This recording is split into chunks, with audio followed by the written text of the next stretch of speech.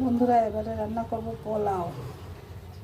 এখানে আমি 1.5 কেজির মতো পোলাও চাল রান্না করছি, আর আরেকদিকে হচ্ছে বিরিয়ানি। কিছু কিছু মানুষ আছে নিরামিষ খায়, যার জন্য পোলাওটা নিরামিষভাবে করতেছি। এবারে আমি তেলে পেঁয়াজ এবং গরম মশলা দিলাম, আদা বাটা।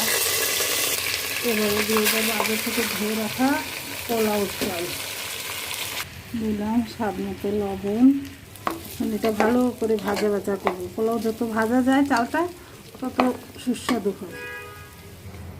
দেখুন বন্ধুরা, পোলাওটা চাল আমি ভালোভাবে ভেজে নিয়েছি, একটু ঘিও দিয়েছি। এবার আমি দুধ গরম করেছি, সেই দুধ দিয়ে দেব। ভাজা প্রায় কমপ্লিট। এবার আমি ফুটন্ত দুধ দিয়ে দেব।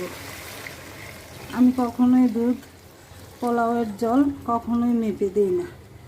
আমার মায়ের কাছ থেকে শেখা চোখের আন্দাজ। 1 কষ সমান দুধ আমি দিলাম।